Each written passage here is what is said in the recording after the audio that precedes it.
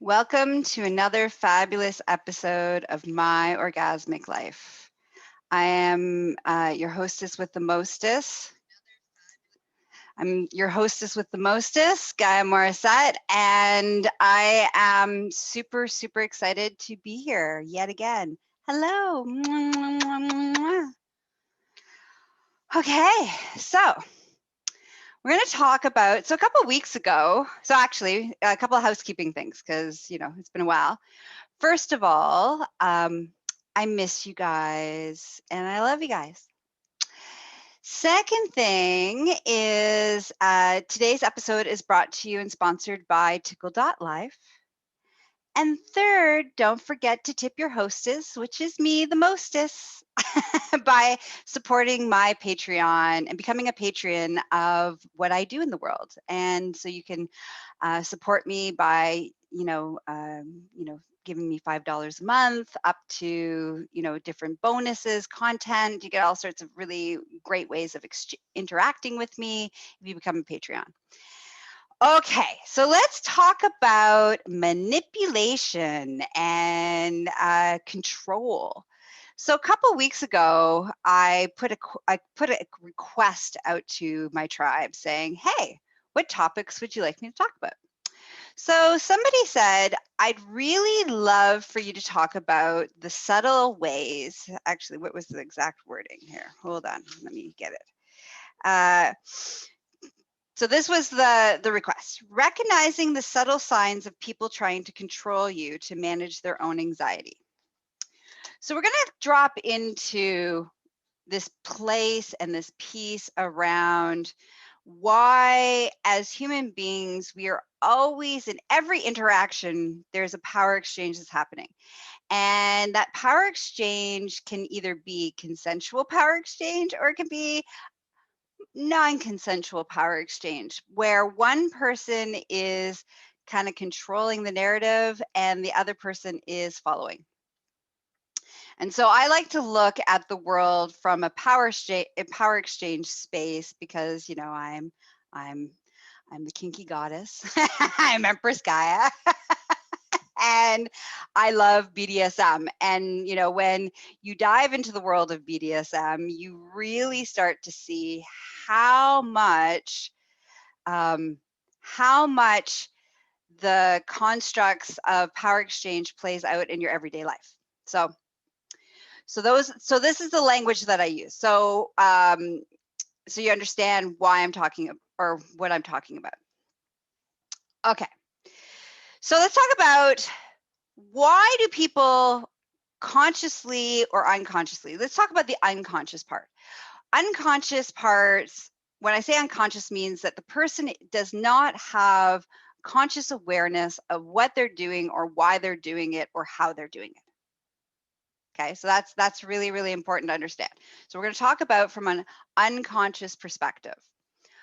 Why do we try to control and manipulate others without being aware of it? So let's start with the first premise is all of us are moving from this paradigm and this belief system that we are trying to keep ourselves safe in the world. And safety is not just physical safety, but emotional safety, psychological safety, and mental safety. And so every exchange and every interaction we have with people, what we're doing is we are trying to make sure that we're always in the background. We are trying to make sure that we maintain our sense of safety. And for lots of people, control of a situation is what gives us this perceived idea of safety. So, in an exchange with somebody, if you tend to be, it depends on your personality type.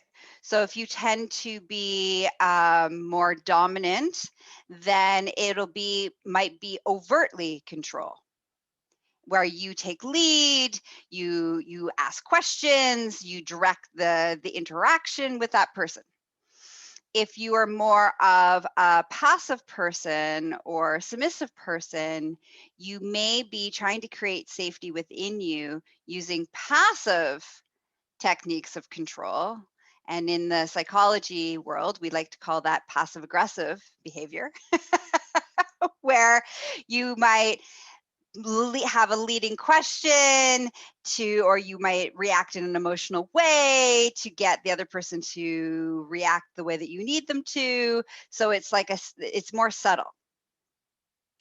But each person in that exchange is fundamentally, on a subconscious level, everything they're doing is to create a sense of feeling safe and having control of the situation. Now, when you understand that, it helps to change the narrative of how you're interacting with people. Because instead of you needing to, like, you can feel when somebody is kind of like leading you down a path or trying to create this. Oh, thank you, Katie. So somebody's trying to create you to do something, or for you to say something, or for you to agree to something, or for you to behave in a certain way. And you can kind of feel it internally within yourself that something is like wrong, but you don't really know what it is. So your internal self, which is all about warning, so your little warning signs, warning, not in control, unsafe, unsafe, not in control, unsafe, starts to kick in, lights up, starts to kick in. And then you start playing your games of how do you gain back the control of feeling safe in the situation. So that might be, depending on your personality type, that might be subtly coming back to the situation, like, redirecting, using passive aggressive techniques where, or in the BDSM world, we like to call that topping from the bottom, right? Or if you happen to be more of the avert control kind of person, you might just be like, whoa, no. And your defenses start to kick in. So then you start to be a more in that defense place and more resistance and conflict. So starts to build in that interaction. And so when that starts to happen, and that's all on your subconscious level. So basically your internal warning system said, danger, Will Robinson. And then your programming that you were brought up to believe will kick in. And then you'll try to manipulate the situation back to the sense where you feel control and feel safe. And we're all doing it.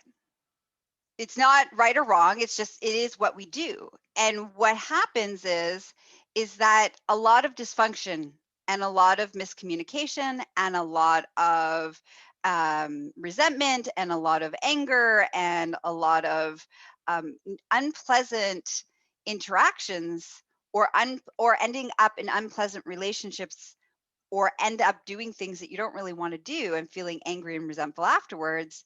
This is why. So once we have this sense of awareness that this is how everybody's moving, then we don't really need to be angry at other people for behaving that way. And we don't need to be angry at ourselves for behaving that way.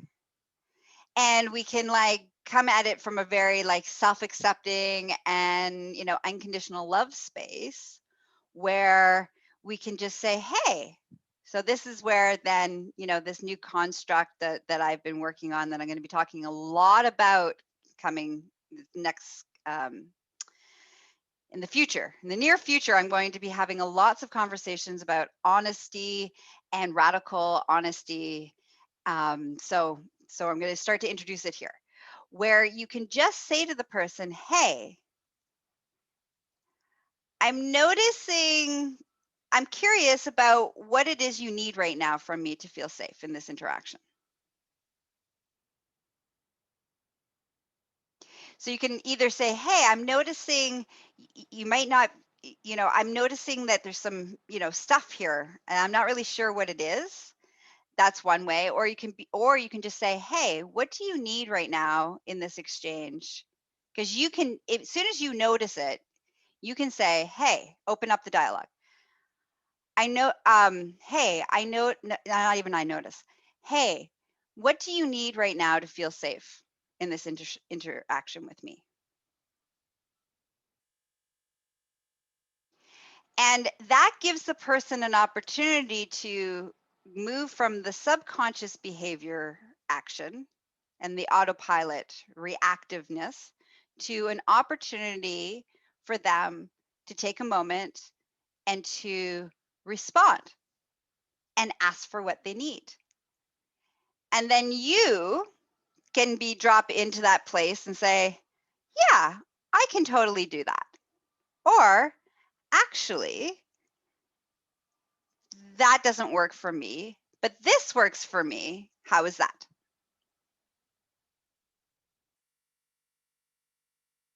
So that's one way of changing that narrative. Another way of changing that narrative is, now that's assuming that the person is aware enough or willing to be aware enough to actually take a moment to figure out what's going on with them. So that's a very advanced exchange. And not a lot of people are capable of doing that because they have protections up.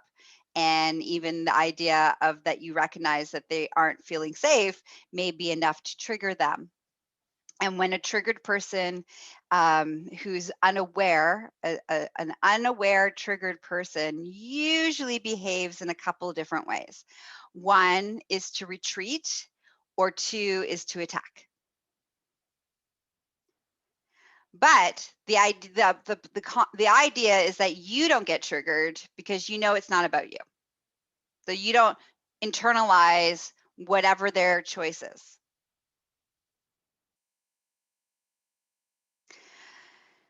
So where does that leave us? Okay, so say the person is like, yes, this is what I need. And you can be like, yay, I can do that, or no, I can't do that.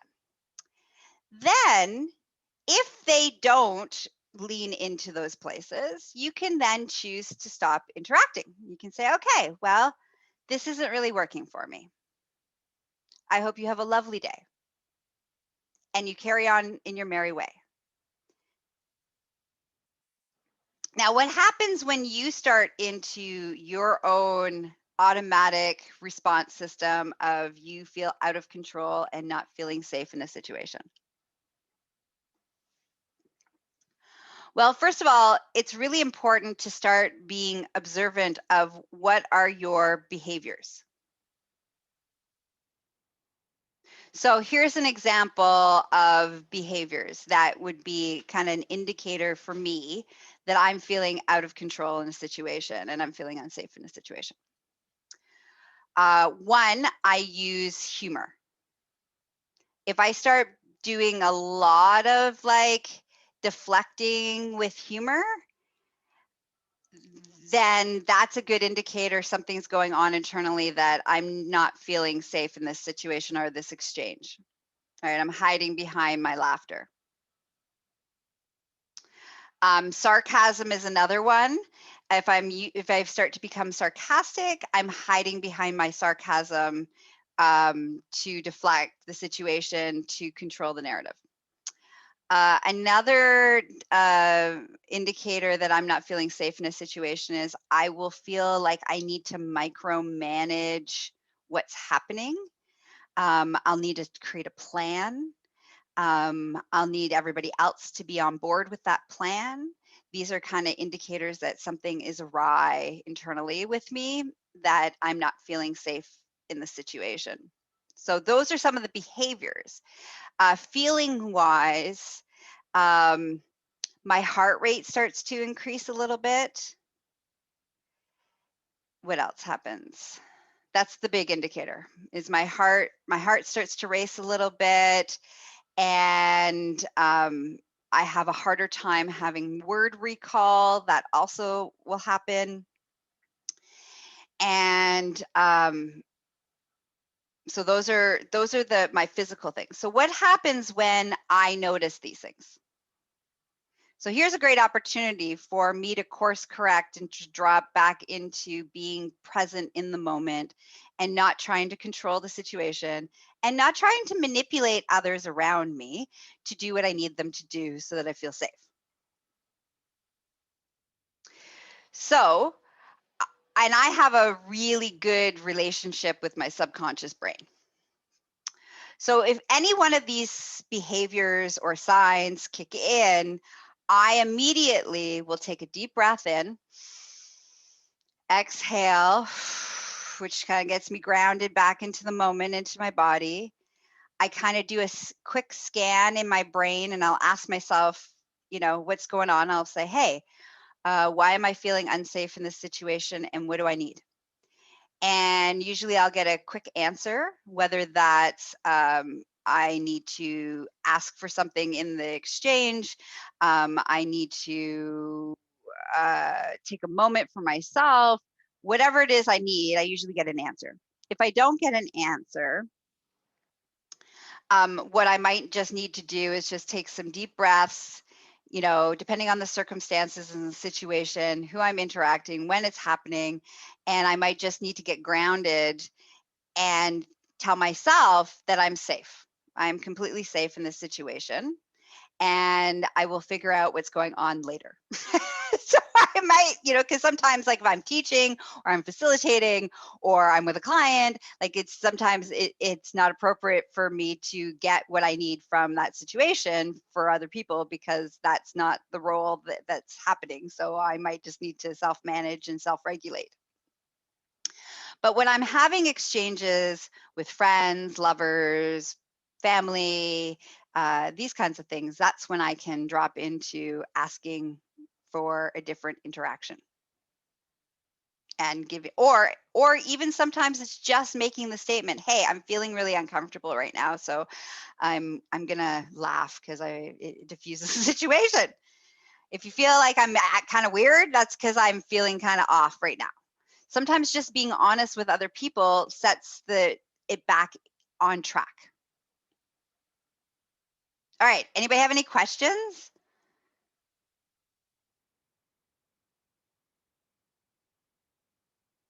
No? Okay. So, thanks everybody for hanging out. I hope this was helpful. Like I said, there's a lot of subtleties and there's a lot of different things that are happening when we are in every interaction we're having with each other. So just taking a moment to understand that why are people moving the way that they are gives us a little more empathy and compassion, and that we don't have to play into the game unless we consciously choose to. All right. So I love yous unconditionally, of course, because you're fabulous, just because. And don't forget to subscribe to my Patreon to support your hostess with the mostest in the world, as well as check out My Orgasmic Life podcast on all of the podcasting platforms. And I also host Tickle.life's podcast. So check out Tickle.life's podcast as well, where I have honest conversations with people about their very first time sexual experiences in love, relationships, and sex. And until next time, keep it real, keep it honest. Mwah. And know that you're always safe.